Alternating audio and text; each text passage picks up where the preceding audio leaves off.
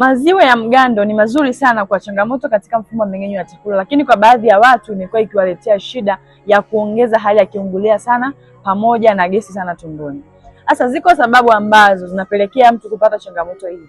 Jambo la kwanza, maziwa aina ya yogurt ambayo ni yamesindikwa viwandani huwa yana kiwango kikubwa sana cha protein, ambapo huwa inasaidia katika kuzalisha asidi nyingi sana tumboni. Kwa hivyo ni rahisi mtu kupata changamoto ya kiungulia.